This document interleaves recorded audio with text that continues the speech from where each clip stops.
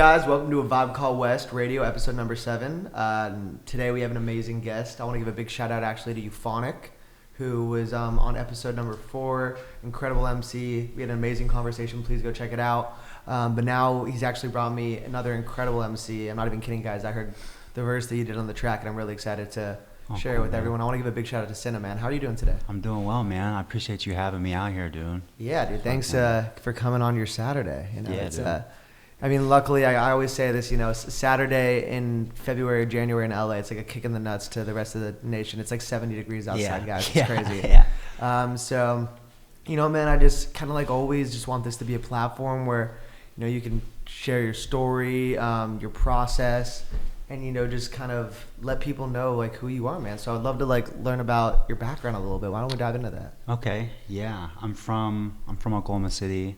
I told you, born and raised there. Man, I guess as far as where like music comes into play, my mom played like a huge role in that. I remember being like a little kid and riding in her minivan, and like hearing Eminem, like she's playing Eminem, like Beastie Boys, whoever it was, different genres too. But it was like rap was something I connected to a bunch, and it was definitely Eminem, super generic, like white guy rap. Yeah. Fucking story. I mean, as much as like he's not even on the wall. I mean, when I heard "When I'm Gone" when I was like in 6th or 7th grade, that's what hooked me. So yeah, no, it totally makes sense, man. Yeah. So and also like there's a reason why Eminem is so universally loved. Although like, you know, recently 100%. I haven't been able to latch on to his new stuff. I mean, like that 3-album run between Slim Shady and, you know, the Eminem show is incredible. So so your mom, even, you know, before you had an interest in hip hop, that's so cool.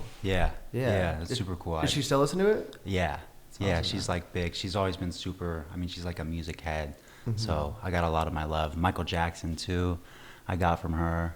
A lot of different stuff, dude. So what genres besides hip hop did you kind of grow up listening to? She listened to like a lot of different like 80s Michael Jackson, like Journey, fucking like The Police, different type of like. She had a really big like 9 Inch Nails though too. Like she's got a pretty big variety of stuff that she exposed me to. Yeah. And then so from that So you had that natural introduction to music, which is always, I think, really helpful when creating. When did the initial interest of you being a rapper and you writing spark? Like, what age would you say? Yeah, so really young. But how that went, so back up a little bit. I related to Eminem so much. It was cleaning out my closet when he's talking about his dad. And I heard that, and that was like the first time I'd ever heard a song that like expressed exactly what I was like feeling in that moment. Like I hadn't met anybody that like didn't know their dad growing up like yet at that time of my life. I hadn't met anybody, and that was like the first time I related to something like so heavily. So that like sparked it. It was like him, and I loved it, and I wanted, but it was like secret. You know, of course, I was afraid to fucking, like, I didn't want to let anybody know about that. I was scared for sure. And then it ended up coming to light more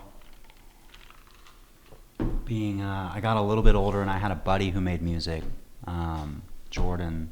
He went by Stoner Joe, and that's a great name. Yeah. Shout out Stoner Joe. Yeah, and he was cool, dude. He was good, man. And then he ended up passing New Year's 2017. Oh, I'm so sorry to hear and that kind of like flipped something in my mind. I was just like, it's like as long as like he has no shot here, you know, because he's not here anymore. So I like flipped a switch for sure. I was like, if I'm alive, like I have a chance to do whatever it is I want to do. Yeah, that's, you know, I'm so sorry to hear about your friend passing. Sadly, a lot of people's genesis or like start into art, you know, mine in particular as well, was from the same things. Sadly, it's from loss. I kind of want to back up though a little bit. Sure. So with, you're speaking on the relation that you had to the song "Cleaning Out Your Closet." So you grew up without, you know, a father, and is that what I'm hearing? Yeah. My dad, or like my birth dad or whatever, he actually moved out here to California. I think I was 2 weeks 2 weeks old. For sure. So it was me and my mom for a little bit, and then she met who ended up being my stepdad, and I had him, but it was like yeah, I'd never related to something so heavily. Of course. Up until that song. It's I was actually thinking about this in the car yesterday.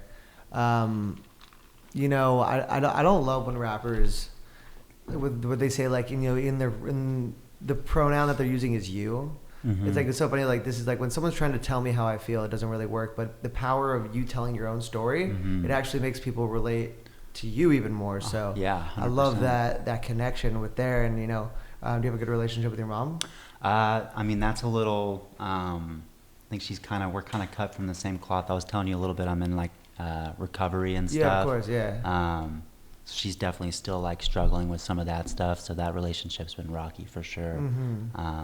But I'll always have that love for music that she gave me. Of course, man. That's amazing. I think that like also it's just like, it's always I think it's always great. I always just like these types of stories and stuff, just like recovery, because like that's just like wanting to get better and work on yourself. So I think that's what I really would love to like focus on. And then so the music process started around 2017 after Stoner Joe passed away sadly again. Rest in peace. And then what was that initial, like, I always like, it's the hero's journey. Like, what was those first songs about? Was it about kind of what happened, or like how do you remember writing that first verse and stuff? Let's see. First verse, I remember I was on like YouTube off of a TV, just like looking up beats and stuff. It was a Weekend type beat, I think. And no, it didn't have, I can't remember a ton about it. I remember having it in the notebook. I remember my little brother finding it actually and like reading it and coming and fucking like making fun of me about it. Fucking just like one of those fucking so I can't remember a ton your about younger brother, the song. He's got to do it, Yeah, 100%. Yeah, of course. He's like, what is this, dude? Yeah, but, exactly. Just one of those things, dude. And yeah, I can't remember a ton about that first song, but it kind of just went from like writing stuff off of like a TV, and then I'd like be on my phone doing it, and I was in my car a bunch. It ended up being like I had a 2003 Toyota Camry, and that ended up being like my studio and like my haven, dude, where I just went and created stuff, dude, and just fucking, I was out there like all hours of the night, dude, just fucking trying to make stuff, dude. You know? It's like it's becomes a sanctuary, and it kind of becomes this place where like time stands still, and you're able to make the correct mistakes because any person, I always say this, any person can become a musician or a songwriter. It's a muscle. Yeah. So, but you have to put in the time, and it looks like that. The Camry was that area where you were able to put in the reps and stuff. That was my spot, dude. That's amazing, man. Yeah. And then so from there, were you during that like initial spark? Were you creating like full mixtapes or full songs, or was it just like for yourself? So again, yeah, more for myself. Yeah. I was like, I've always had this like been real tentative about, like, I don't want to put something out if I don't like love what it is, kind of a thing. So I kind of hid behind that for a really long time, just kind of making this stuff and writing stuff to different beats and stuff, but never going and doing anything with it. And I did that for like years. Never wasn't putting anything out. I was just like fucking to myself, just fucking like doing this, and we ended up coming out of that eventually. But I think it like kind of worked out all right, dude. I just got a lot of practice in for sure. Definitely. Before I ever actually tried to make something. Yeah, and J. Cole has this incredible line, the song "Too Deep" for the intro. There he goes, if they don't know your dreams, then they can't shoot them down. Yeah. And when you keep it to yourself, it's like it's like sacred and like it's safe. Yeah. Because you can ask Kevin when I started rapping, everyone was like, "What the fuck are you doing?" Like, right. And like that initial, and like to you, you're like, "What do you mean? This is what I want to do." Yeah. So there's that. It's good to like keep it to yourself a little bit and cultivate it to a good level, because you sound great. I can hear the reps that you put in. Yeah. And then so from 2017, so let's make your way. So you were in Oklahoma City. Shout out the Thunder. Thunder. Are you the Thunder fan? Oh yeah. That's great. You guys are actually playing a lot better than everyone thought that you guys were gonna have this year. SGA. Yeah, he's so fire. SGA is the only. He's an all-star, right? He has to be. He made it for sure. He had to have made it. Yeah. And then I know Chet Holmgren He was injured sadly, but he still got some like all-star votes somehow. Yeah. That's so funny. Yeah. But yeah, so then when did you leave Oklahoma City for LA? So I came out here initially in 2020. I had some like court trouble going on, and I was wanting to make the judge think I was like trying to do something different, pretty much. So I came to treatment out here. Court trouble ended up going away, and I went back home and like did some more fucking up and stuff, and just continued to run my life into the ground essentially. And then I came back April 2021. Awesome. And we've been straight. Yeah, of course. I mean, it's so tough. First off, addiction is genetic, you know, so you know, it runs in my family as well, so I get a little bit of it. Yeah. You know, my dad was in treatment for a while. And has music been a nice outlet for you during this time? Like when you're like in recovery, I can imagine that it must be like so cathartic and so freeing. Yeah, so making it and listening to it is like is definitely like a therapy thing for me, for sure. Who are you listening to that's like really your own therapist, would you say, that's like really helping you? Could you name some artists? Sure. Yeah. I'm a big sound guy. My style of music, I'm not as good at making as what I love like listening to. Okay. If that makes sense. So like anything that's just like a vibe, like a Travis Scott Called West song. Yeah, exactly. Yeah. Anything that's a vibe called West, essentially. Exactly, like rodeo and like, yeah. Yeah, dude. Anything that's just like you can kind of get lost in it and just kind of sit in that space. Travis Scott, I'm a big, obviously I said Eminem. I'm a big ASAP guy. I'm a big... His production's incredible. Yeah. I totally agree. Sorry, go on. Yeah. ASAP, Travis, fucking... I've been listening to fucking this Mike Dimes guy from Houston. I've been listening. It's pretty wide. I don't have like a super solid top 5. It's a bunch of different guys. And then so when you're listening to like, you know, the trap, like what do you look for in production that's like that really encapsulates you? Because like those artists specifically, the soundscapes that they use are really grand, and they're like, you know, their voices are just another melody kind of in there a lot of the time. 100%. So like, what do you think? Like, what do you like so much about that type of music? Are you able to like just relax or like? Yeah, relaxing for sure. Anything that's like, you know, like ethereal, fucking like it sounds like some shit you might hear after like you're like wandering in the fucking desert. Yeah. I know exactly what I mean? what you like mean. the like little singing melodies things like in the back, just like that type of shit. It seems like ancestral. Yeah, almost. That's what I like gravitate. Atmospheric. Like there's definitely a word for it that I'm like. I'm missing it too. Yeah, I'm missing it too. I'm doing my best. It's so fun. Do you know Clams Casino? Real loosely. He produced a lot of Live Love ASAP. He like I think I remember the tag, the beat tag. Exactly. Yeah. I'll send you some stuff. That's exactly his style of production. It's incredible. I'm writing just some beats by that right now. Yeah. And then with regards to, you know, your influences, would you say like lyrically in hip hop, is it still like, you know, kind of more Eminem, would you say, or like of like a general, I'd say in a general sense for sure. I like to a lot of it's just like, or like I've heard like Kevin Gates talk about it before, where he calls his shit, what does he call it? He calls it just like real rap or something. I'm totally probably butchering that, but just like I want to just like reflect what I'm like feeling or like whatever's going on. Like it's definitely like centered in self. For sure. It's just like a kind of like a sounding board to just like bounce off what's happening. It's also like you know, it's like a time capsule of how you felt that day. Yeah, that's the craziest part. Is like you know, I always say it's like two things. It's a mirror on a page. It's a time capsule, and like, you know, I use the Notes app. What do you use? Do you use the Notes app? I have several notebooks full of stuff, but here recently I've been doing Notes app for sure. Do you find that there's a difference in your creative output, whether you're using your hand or you're typing? Do you find that there's a difference or no? I haven't found one. Okay, no. nice. It's kind of like when I'm just like hit with wanting to create that. It's just kind of like that's what's gonna like come out, whether I'm writing it or typing it. I feel like. Yeah. Yeah. I love that.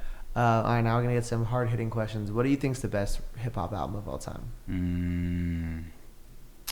Man, personally, I'm gonna have to say "Birds in the Trap," "Sing McKnight," that Travis Scott. Oh, dope. Okay. Yeah, that's no skips. I love that. I love the last song, "Wonderful." Yeah. Is that the last song, "Wonderful"? I believe so. It's one of that the. was fire. Yeah. I'm honestly more of a Rodeo and Days Before Rodeo. Yeah. Fire Listen too. to Bird. Yeah, it's super, super fire. And then I'm trying to think, is there anyone like right now that you're listening to, would you say? Like any of the new artists like JID, Cordae? I like Jid. Yeah. I like Cordae. West Side Boogie. I like A Boogie. Fucking no one person really comes to mind. I'd say I like those two for sure though. JID is fucking insane, bro. Dude. I remember hearing his flow like a couple years ago. And that dude, I was just being like blown away with his fucking like style. Oh yeah, he I think is like the best technical rapper in the game right now. I thought it used to be like, there's Tech Nine, there's Twista, and there's like Logic. Logic's really good. Eminem. Yeah. JID I think is easily the best right now. Yeah. He's nuts. He's like super heavy in the lyrics. Do you consider yourself like a big lyrical rap fan, or still just more like that production side? Yeah. So. I think earlier on I was big into I was way more heavy on like critiquing the lyrics. Yeah. I think as I've gone on, it's kind of progressed into like what am I feeling? Like from this. Yeah. So that could come from like the production to like what is this song making me feel? Yeah. So like that could come from the lyrics, but it could come from the beat or a variety of different things. So definitely, man. Well, I'd love, speaking on lyrics, I'd love for you to share something. You down to spit something? Yeah, for sure. Okay, awesome, man. Yeah, let's do it. Yeah. All right. This is a world premiere. Yeah. All right. Let's take it from the top now. Sinna got the feeling, who the fuck you gonna stop now? Brain gone, put the top down. Smart girl, but she's having trouble looking for a top now. Not now, I'll be back in a minute. I'm trying to make a fucking killing just as quick, I'ma spin it. I'm in the back seat with a star view. You don't take it, then you're never gonna get it. They gon' starve you. Lost that, got the move back. Left home with a vision and it wasn't just a move back. Sin back with the move rap. Being that motherfucker real skinny, but I moved that. Wait now, what I can't do. Sit pretty so these fucks can't stand you. Spit tough, now these tracks all ran through. You're my competition, can you tell me what's a man to? Me. Bring heat so gracefully. Fuck shots, I got thoughts chasing me. Whoa, sky goals not chasing Bree. This greatness, don't trust, wait and see. Whoa, run it back in a year like I told you. 4 mil my way, lil' bro, hold to. Not the same dude, lost sleep for the old you. Lonzo, bitch, make way for my bros too. Somebody come challenge me. I'll do the passing, ain't nobody passing me. This where the passion sleep. Murder this shit when I spit, it's a tragedy. Who let this bastard on balconies? He seems so bashful but snatch. Ooh. Casually, I'm at the top where the Raptors be. I'm the Omega. Can't one of these fucks ever out for me. Woo! Yeah. Bro, man. The flow. Yeah. I can tell, like, the focus on the cadence and the flow was great there, man. Great job. I appreciate it. Also, I know there's a lot coming at me at the same time. It's like, I love the move back line. I was like, you're like, I'm not fucking moving back. I love that, man. Yeah. And then the Lonzo Ball line made me laugh. Yeah. I love that. That fucking killed me. Yeah. That was great, throw man. the basketball references. Yeah, definitely. I think that, it's all about, man, just like self-expression. This is like why I do this is because one, I love hip hop. So speaking with anyone, I know that I'm a musician, but speaking with anyone that makes music to me is a blessing. Yeah. And I think that I'm really excited to continue to listen to you and see where you go. So what do you have planned this year? Would you Man, dude, I'm just continuing to make different stuff. I've got a few songs. My buddy Cody, shout out Cody, had he paid for me to go to Paramount recently and like record some stuff on some real quality equipment. Yeah. So I went. It's actually the second time we went there. We did that last year too. Just kind of like a cool thing to do. I got a few more songs coming out from then. My Spotify is Sinna, Sinna. There's a few other ones. You can find me with the heart on the picture. Hell yeah. Yeah. Really just making stuff, meeting new people like you, dude, and trying to keep getting out of my comfort zone, dude, and trying to get out and make some stuff, dude, create. 100%, man. Well, I'm very, very excited, not only for the music, just to also see you come perform when we get you on the Vibe Call West night. I'm really excited for that, and just to give you that opportunity. I know you're going to crush it. Big shout out Euphonic. Again, man, this has been such a blessing, such a amazing conversation, and I say it all the time. I love what I'm able to do because I get to meet incredible people like you, and I'm really excited for the rest of your year, man. Let's go up and let's go crush that song upstairs. Yeah, let's do it. All right, Vibe Call West, episode 7, done. Boom.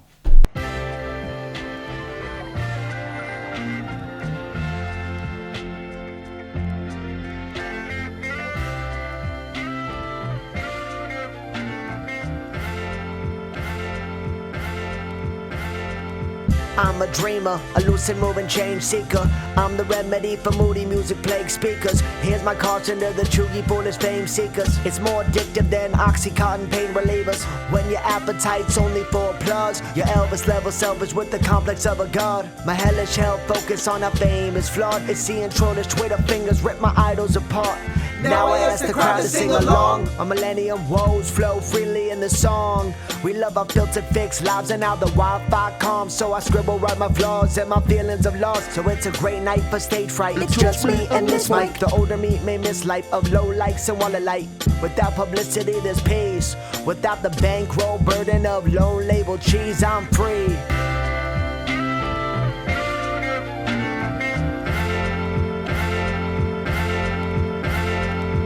What you see before the aftermath. After class, teacher said I have to pass. I told her I'ma have to pass. I grabbed the pad and dropped the tab and went and had a laugh. I own the lab, so when I'm cooking up, don't have to pay a tab. From raw dogs and bum drugs and fake friends and fist fights, I found love and new friends and new heights and big lights. When down it wasn't over, I knew that I wasn't finished. Oh, how fitting that I'm sitting on buildings in fucking Venice. This is Sinna back with the mood rap.